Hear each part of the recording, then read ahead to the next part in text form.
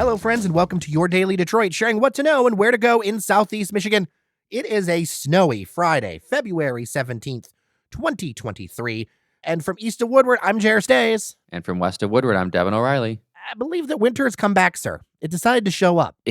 Spring had teased us earlier this week, but no, it's back in full force, at least for now. I hope it doesn't stay very long, but you can't complain because we've had such a light winter so far. Yeah, it's February. Like, bring it on, right? Yeah, and we've got lots of look forward to in spring, which we will get to later. Yeah, we're going to cover a few things in this episode. First up, I want to say because it's honestly, I understand. It's been a really tough week for a lot of people for a number of reasons. And I feel like people need a little bit of a lift up today because there are so many things that have kind of got us down a little bit. Everything that happened in Michigan State. And I want to kind of dispel the myth that, we're always going to be negative all the time, because I think this particular week, I know that we talked a lot about mental health. We talked about a bunch of stuff.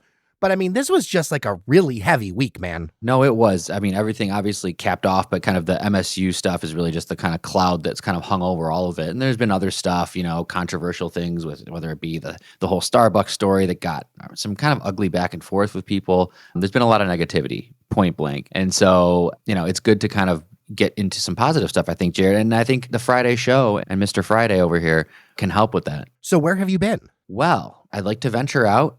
Detroit, Dearborn area is always kind of the home base for me. But there was a cool event going on in Ferndale, which there's plenty of cool events going on in Ferndale, isn't there? It seems like any time, any weekend. But my wife and I went out to Urbanrest Brewing in Ferndale, which is like a little bit off the beaten path of the Woodward 9-mile corridor. It's a little bit off. It's down Woodward Heights, a very industrial area. But they have the huge brewery space. So it's, the big kind of like garage doors.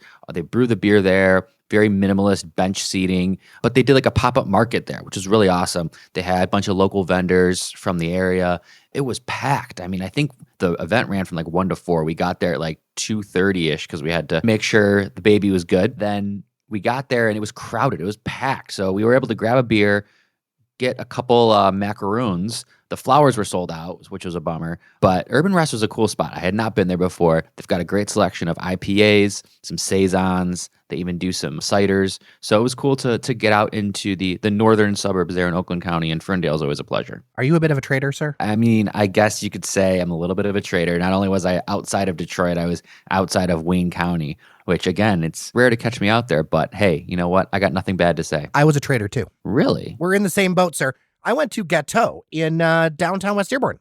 Oh, you entered my airspace. Yes. I remember that I specifically requested clearance for landing. So that is a great patisserie that is right near Michigan Avenue. And what I liked about it was they have all kinds of neat high-end desserts. It wasn't just, say, croissants or whatever. It's like these are high-end desserts.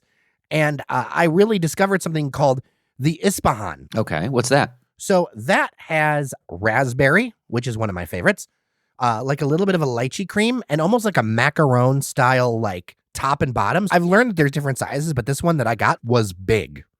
Like it was big. It was like 4 or 5 inches across. Wow, it's a hefty dessert. Now I know Gateaux has expanded recently. They used to be kind of a smaller shop. They opened up a big space. So what did you think of the interior and ambiance there? I was down with it. It's very green and pink and gold, which isn't necessarily what I would pick, but it's very attractive. Very, very Instagrammable, right? Like it's kind of like a French other influences patisserie, so it makes absolute perfect sense. Yeah, and I think just to mention, Jerry, as we're talking about it, Gateaux, it's a great little patisserie. In Dearborn, you'll find something that not many people realize. You have Chatia, you have places like Gateaux. There's a lot of French influence in the pastries and the desserts in Lebanese cuisine because Lebanon has that French influence. And so that comes through a lot in the desserts. So like if you're a fan of those kind of like French cakes and French pastries and macaroons and things like that, Dearborn, maybe surprisingly to some, has a ton of that because the bakeries and the dessert shops are filled with them because of that kind of French influence in the Lebanese culture. And apparently this is influenced by a very well-known place called La Durée. I don't know much about it, but I guess it's in New York. So yeah, if you want like a little bit of a high-end thing and want to check it out, I would suggest getting there early because stuff sells out, like the best stuff, as always with bakeries, right? Like you always want to try to go as early as you can. Yes, absolutely. So a couple of things to know. One is a little bit of a bummer. Pizzaplex is closing in Southwest Detroit. There is a GoFundMe for the employees there. We will link to it in the show notes. It had quite a run for a few years, but according to an Eater Detroit article, they just like couldn't make it. Their idea was really to have one of those more ethical businesses, and margins on food and everything is hard to do, and they definitely like gave it a real try there. Yeah, I mean, you've said this before, Jer, so I'll give you credit just to kind of put this out there. When you make it 7-8 years as a restaurant and a business, I mean, there's no shame in saying, all right, we had a great run, it's just, the concept doesn't work anymore, or we're tired, we're burnt out. That happens. So like, I would say, bravo to Pizzaplex for making it that long. That's a hell of a run for a small business in Southwest. They did some great stuff. I've enjoyed their pizzas there. They really, like you said, aim to be kind of a community gathering space and kind of create community in there. And I think they did. If I'm putting my business hat on, sometimes, like you said, though, that doesn't necessarily pay the bills. They had a group of really loyal customers and a really strong kind of small community. But with costs now and everything, you really had to go beyond that. You couldn't just survive on having like a little community pizza place. You had to get bigger. You had to grow. And not everyone really wants to do that. Not everybody is really positioned to do that. It's sad that they're closing. I have fond memories of them. They're a great addition. And as I always say when places close, I just hope that something goes in there because the bones are there for a really cool community restaurant, bar, space, gathering spot. 100%, 100%. Now there is a new coffee shop, because I know our listeners are always into new coffee shops. This is called La Ventana. Now, I have not been yet. It is in Eastern Market on Gratiot, kind of just before where that whole little interchange there pops up onto Gratiot. It's in that weird little triangle there. Anyway, they are open, and I don't know tons about them, but it looks like a very clean space. And some listeners have some good early reviews. So yet another coffee shop to check out in Detroit. So we really have no shortage of them. No, we don't. But this is a good area to have one. I mean, it's on Gratiot. I wouldn't call it a downtown coffee shop because it's not something I could, even with my expanded walking radius downtown, I couldn't walk to this coffee shop from work or anything. So it's nice to have something over up on Gratiot in the Eastern Market. I was trying to think, Jer, I haven't been there yet as well. And they just opened up this week in the soft opening. Was it one of those situations? Was this something that our listeners would recognize? Like, was it this before? Like, it's not Trinosov's, right? I think this was a gallery. Ah, okay. Yeah. So, I mean, it's the kind of space that's really good for it. So, yeah, you can follow them on Instagram. I will go ahead and put a link. All right, let's get into the heart of the show, sir, because I think there are some things to be positive, encouraged about, as we get into this back half of February, because people clearly said in my inbox, they need some light. So, Devon, let's give them some light. Let's bring the positive. So why don't you start, Jer? What's something that you're just feeling positive, good about, looking forward to? Might surprise people, but transit. Really? Yeah. I'm surprised. So here's the deal. With that new millage in Oakland County, there are going to be new bus stops in Bloomfield Hills. There's going to be the Grand River route expanded to Novi, Wixom. You got routes for Rochester and Walton roads. You got so many other things that are happening that will connect all those kind of outer areas, as well as additional transit services. And I also want to give a shout out to the people over there at Smart for running a very successful millage campaign. Was something that I think some critics online did not like was that they de-emphasized buses and the hardware and emphasized the utility. Like, you can get grandma to, her appointments and stuff. This is an unpopular opinion, but I think it was absolutely right, and part of why they cleaned up in both Macomb and Oakland County. Because something about marketing that people, like, you can be so enamored with microphones or buses or whatever thing you're into. Most people do not care about the hardware part. They care about what this does for them.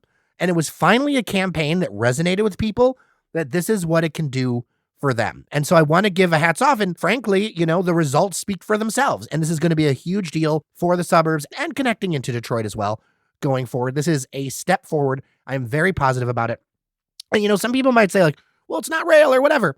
Look, a lot of these areas we're talking about covering have very low population density.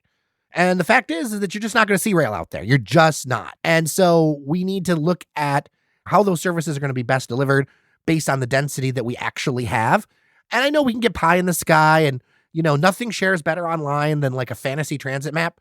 But, right? Like, how many of them over the years like go viral, right? Yeah. Detroit transit porn is, I'm sure. It's a thing. But this is a real step forward.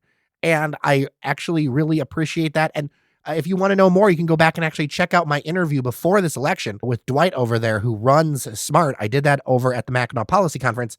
It was a preview of everything to come, and I think it was executed very well. So I am positive a true step forward in transit. That's great. And having a positive transit story is fantastic, Jerry. We need that because, most of it is seen these days seems to be doom, gloom, stalled, despondency, sorts of things like that. And all we have left is our transit porn and looking at these grandiose visions for what could be but will likely not be. So this is real. This is happening. This is something. It's a step forward, and steps forward is all we can ask for in the transit discussion. I'm going to start, Jer, my little mini list here.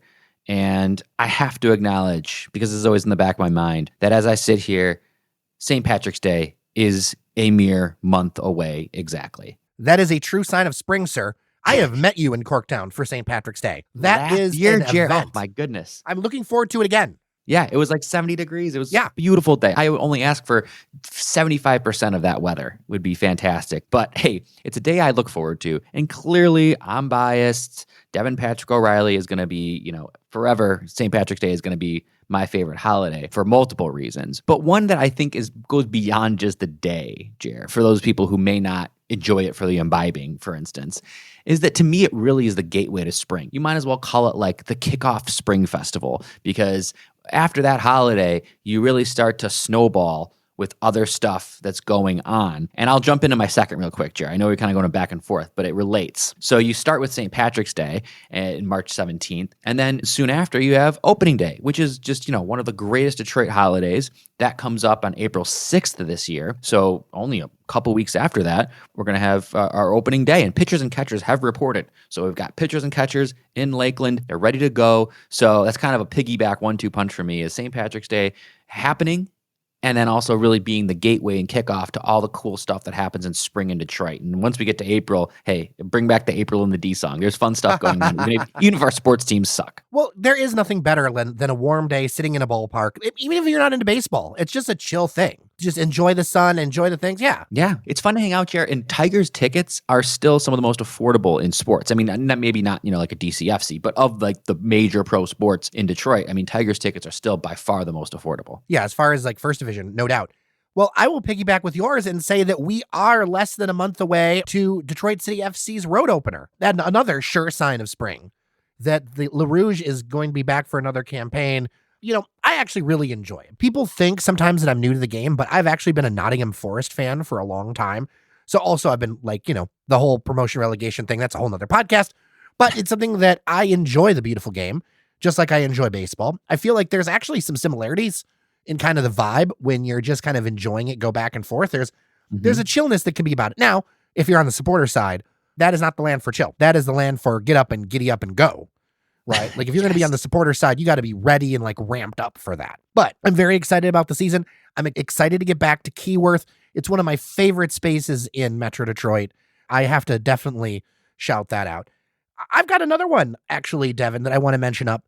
Is a little bit different, not exactly sports related, but I want to say that I'm positive about the idea that the Grosse Pointes in Detroit will have more connections thanks to a new project. I like that. That's positive. Do you want to talk about the project? This reminded me to talk about this because Fletcher Sharp took a picture and we posted on Instagram about the project happening on Kercheval between Alter and Weyburn in Grosse Pointe Park. Now, little known fact is my dad and my uncle used to drink at the City Limits bar that then became my dad's bar. I know the neighborhood pretty well. And I also know that the number of decades that there have been snow piles and all these things that are like dividing the communities, when you create an economic connector, and this is what is happening with this. So a multi-story apartment building, we have mentioned it quickly on the show, but I was thinking about something positive. It's going to be a daycare downstairs. Is any project perfect? No. But like, I remember on Twitter right away, people were like, they're going to ignore Detroit. And it's like, actually the first building is going to be in Detroit. Right. And if you have those kind of economic connectors, I believe those kind of connectors help build bridges. They help, increase economies. They help bring people together. And I think that's a great thing because there's like so much cool building stock and so much potential in all those areas, to see that start to reheal. Because like, I remember back in the day before everything got demolished, my mom and dad's first apartment was in kind of the yellowish, Moorish kind of building. If you look on Instagram.com/dailydetroit, that's in the background. That was my parents' first apartment. I remember what it used to look like and how much has been demolished. And I think If we can rebuild those connections in an area of town that is frankly desirable, I'm for it. And, you can have your thoughts about the developers, politics, whatever. I'm going to set all those aside for, kind of the straight newsy side of it and say, I think it's a net benefit. I like your thinking, Jer. Like you said, let's throw all the other stuff out. There's another time to discuss that. But, the newsy side of it, the nuts and bolts of it is this should be a positive thing. And, even though I'm a West Sider, I kind of know a little bit of that history that exists there on that border. And there needs to be, more of an open, welcoming border on both sides and getting more people across and sharing in each other's commerce and businesses and things like that. Anything like that, I'm all for, even though it's out of my neck of the woods. I will say, though, Jer, that I really love the idea of bars on the border of cities called city limits. I love that idea. I think there's another city limits bar in the northern area of Detroit, or there was. I could believe it. Way up on Grand River. But I just love, I'm advocating for more places to open up. They can really be hubs for creating interactions and goodwill between the people of the bordering cities. More city limits bars. Well, there is actually a lot of history along that. So first off, city limits can refer to, not always, but can refer to a difference in speed rules, because city limits for speed, this is way back in the day, like the early days of cars. The other thing is a couple of blocks away, if you go to Ye Olde Tap Room, that actually is a streetcar turnaround. I have a painting here by my desk of an old streetcar that actually used to turn around, and it was actually the trolley barn to service that stuff at Ye Olde Tap Room over there at Alter and Charlevoix.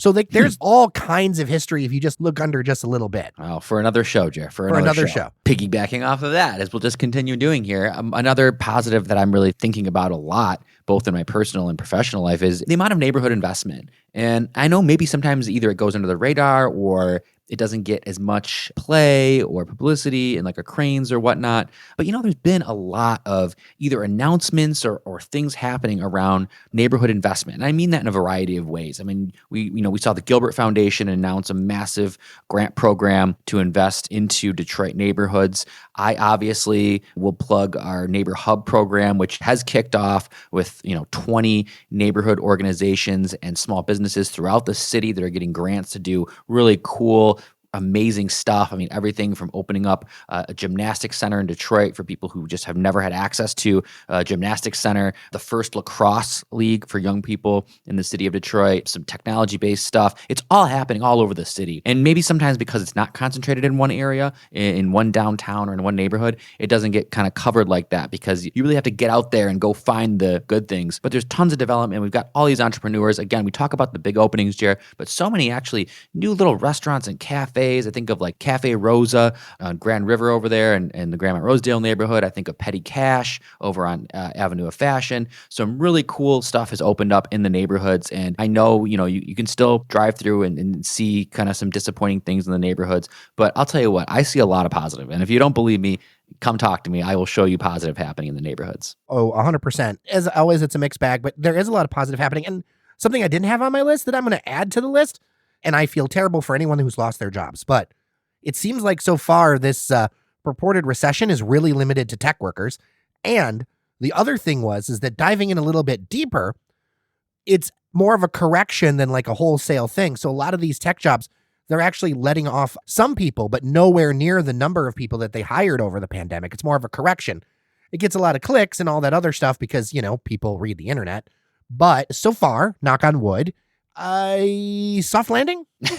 Hey, I think so. I've always been kind of positive on that and where we're going to land with the jobs and everything. I think we're in the middle of this kind of seismic shift in the workforce, and some people just going to have to buckle up. The chips are going to fall a certain way. Hold on. There might be some, career changes and career alterations, but I think we're going to be okay. I think the job situation is still going to be there. I don't think we're headed into any kind of major recession at all. So what I would add as a positive, now in Midtown, I know there maybe been a little bit, but I actually got to see the Grubhub delivery vehicles, like these little autonomous bots that deliver food. They are really in Detroit now. I saw them in Midtown. Luciano saw them in Midtown. I've seen them in Corktown.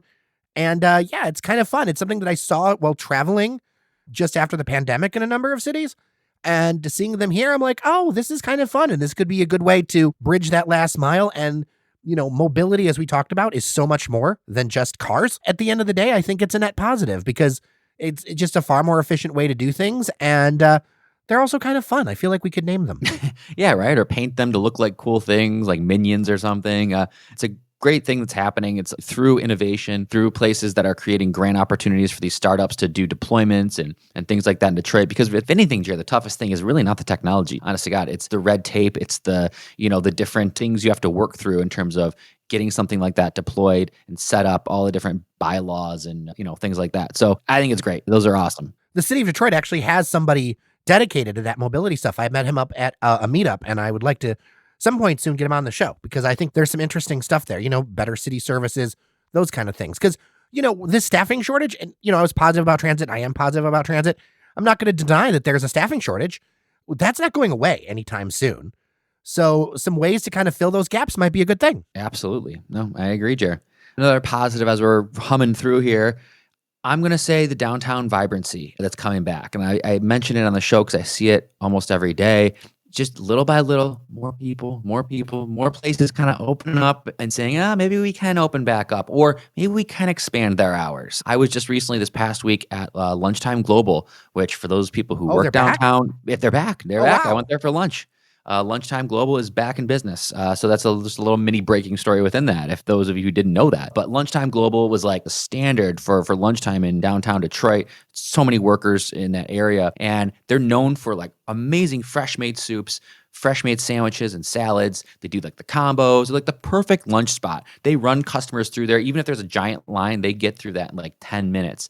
And there was a line. So I went there last week. There was a long line, but I was happy to see it. I've never been happier to wait in a line. They got to me in like 5 minutes or less. So yeah, places like that are like peaking back open, and they're really starting to see that they can sustain now with what we have, but I still think we need to see more people working downtown, more offices back, but we're really kind of moving in the right direction. I used to go to Lunchtime Global quite a bit when I worked corporate. So the great thing about them, they know what they do and they do it well.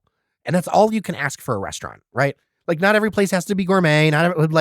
They move people through the door. And it's a bang for your buck nowadays. Maybe they've raised the prices nominally, but you get a ton of food there for, what comparatively nowadays is, a pretty reasonable price. And I have a couple of feelers out there. I understand I don't have all the details. I'm hoping to get the details right here on Daily Detroit, but a couple of restaurant spaces that may open up in the Black Bottom. Some might know it as Harmony Park, but that Black Bottom area over there in that kind of triangle by the DAC. Yes, that's an area that has not seen a lot of investment, but there's been quietly a lot of stuff going on there. So yeah, more to come on that for sure. All right, I'm going to end this with old favorites. And I'm going to go back to the east side.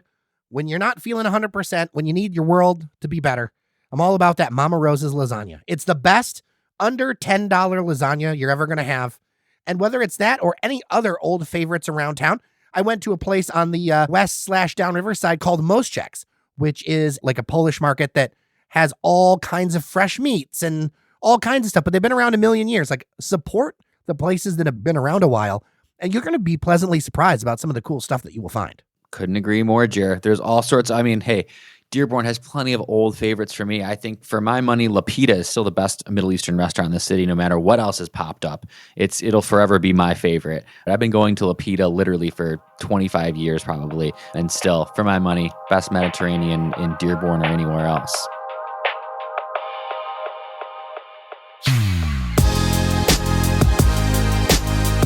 And we are done for the week, Devon O'Reilly. Whew, that was a nice one, Jer. We stayed positive. I like it. We'll get back into the mud another week. We try to keep it uplifting as we can. This was a specifically tough one. Thanks to everyone behind the scenes who make this thing happen. Thanks to our members and supporters on Patreon and Buy Me a Coffee. Crucial and appreciated. You really all have stepped up this week, and it really has made a difference.